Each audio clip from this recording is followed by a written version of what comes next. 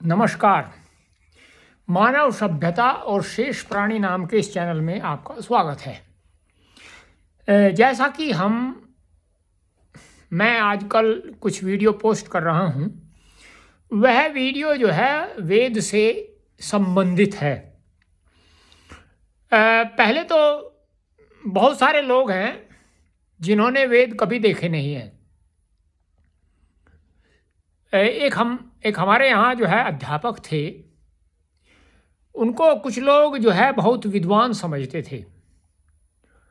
तो जब एक बार मैंने उनसे पूछा कि आपने वेदों को देखा है, तो उन्होंने कहा कि मैंने वेदों को कभी नहीं देखा। अब उनको विद्वान कैसे समझते थे, क्यों समझते थे, ये एक अन्वेषण या गवेषणा का विषय हो सकता है। जैसा कि मैंने पिछली बार जो है एक वीडियो में बताया था कि वेदों के अंदर 9 प्रकार के बल हैं, और उन 9 प्रकार से जो बल हैं वे 28 प्रकार के बलों में जो है परिवर्तित हो जाते हैं। इसी प्रकार से एक कूपह शब्द है जो कि 14 नामों से दर्शाया गया है। अब आप एक बात देखें, जहां इतनी गहनता हो, प्रसंग के अनुसार लोग ना समझ पाते हो, और इतना गूढ़तम विज्ञान हो, वहां जो है इन लोगों इन जो शब्द हैं वेदों के, वह किस प्रकार से समझ में आ सकते हैं, यह भी एक गवेषणा का विषय है। दूसरा, मैं जो है कई बार ये सोचता रहता हूँ, या ये बहुत सारे लोगों को देख करके ये मन में विचार उत्पन्न होते हैं कि ये लोग इस बात को जानते भी हैं अथवा नहीं। जैसे मैंने एक व्यक्ति से एक बार पूछा कि आप ये एक बात बताइए, विज्ञान किसको कहते हैं? जिसको आप अंग्रेजी में साइंस बोलते हैं ना, उसको विज्ञान बोला जाता है हिंदी में और संस्कृत में भी। तो उन्होंने कहा कि किसी वस्तु का सतत का अभिप्राय निरंतर जो ज्ञान है वह विज्ञान कहलाता है। अब आप देखिए, एक वस्तु का जो, फिर तो विज्ञान कभी समाप्त होगा ही नहीं। निरंतर का अभिप्राय जो निरंतर चलता रहता है, उसको कहते हैं सतत। तो वह ज्ञान जो है कभी भी समाप्त नहीं हो सकता। अर्थात हम विज्ञान के उस बिंदु पर कब पहुंचेंगे जब उसको हम सिद्ध कर पाएंगे। तो चलिए, ये लोगों की अपनी परिभाषाएं हैं और वे उसको जो है मान भी लेते हैं, किंतु वे कभी भी इस प्रकार से नहीं सोचते कि वास्तव में यह विज्ञान है अथवा यह कुछ और है। दूसरा, एक बार मैं एक जापान के व्यक्ति से मिला, तो मैंने उनसे पूछा कि आप यहाँ क्या कर रहे हैं। तो मैंने अंग्रेजी में पूछा उससे, जैसे कि what you are doing here. तो उसने कहा कि मैं यहाँ जो जापानी भाषा है उसको पढ़ाता हूँ। तो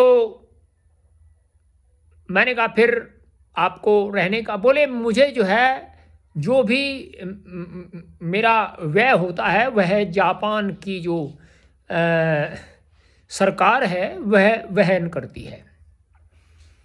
तो मैं बोला उसको, मैंने उससे कहा कि आपका जो फेथ है, जो विश्वास है, वो किस प्रकार का है। उसने कहा कि I believe in science and I try to do everything according to the science. If something is not belong to the science, then I don't belong, I don't believe on that। यदि मैं जो है विज्ञान के ऊपर विश्वास करता हूँ। यदि कोई वस्तु विज्ञान के ऊपर आधारित नहीं है तो मैं उसके ऊपर विश्वास नहीं करता। मैंने कहा ठीक है। उसने मुझसे पूछा कि आप क्या करते हैं, तो मैंने कहा कि I don't properly believe in A science. मैं प्रॉपरली का अभिप्राय है ठीक प्रकार से इस विज्ञान के ऊपर मैं विश्वास नहीं करता। तो उसने जो है कहा भाई यू डोंट बिलीव। मैं उसको बताया कि देखो, when I was in 5th class, जब मैं 5वीं कक्षा में था, I read in a text that there is no air and no water on the moon. जब मैं कक्षा 5 में था तो वहाँ कोई भी चंद्रमा के ऊपर न तो जल है और न ही वायु है।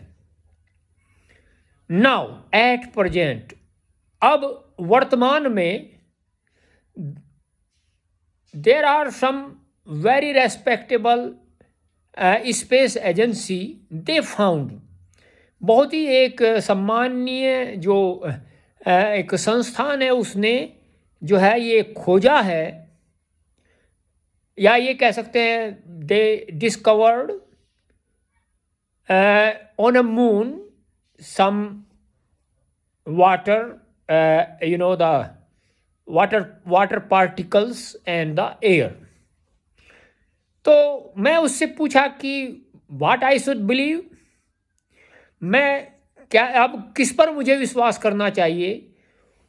When I read about moon there is no air and there is no water and now they are saying no. Before who searched on a moon, पहले जिन्होंने जो है मून के ऊपर जो कुछ खोजा, that was not a complete, वह पूरा नहीं था। Now we have some clues और we have some that kind of particles which made by the air and the water. So मैं ये सब कुछ जान करके बड़ा हैरान था। तो उस समय वह चुप हो गया। तो उसी प्रकार से लोग ये तो कह देते हैं कि हम वेदों के ऊपर विश्वास नहीं करते। बहुत सारे लोग हैं कहते हैं, लेकिन वे वेदों के विज्ञान को नहीं जानते। अब वेदों के विज्ञान को जानना इतना आसान कार्य भी नहीं है, उनकी भी एक सीमा है। तो वे अपनी सीमा के अंदर रह करके ही ये सब बोलते हैं, वे अपनी सीमा से बाहर नहीं जाते। यदि सीमा से बाहर जाएंगे तो उन्हें अधिक प्रयास करना पड़ेगा। तो ये सब बातें मैंने आपको इसीलिए बताई कि ऐसा है। जैसे अब गीता है, गीता के बारे में आपको मैंने पहले बताया था कि लोग ऐसा बोलते हैं कि हम जानते हैं, लेकिन मैंने जब पहले वीडियो एक पोस्ट की थी गीता के ऊपर, मैंने कहा कि गीता में 18 ही अध्याय क्यों हैं और उन 18 अध्यायों का जो क्रम है वो क्या है।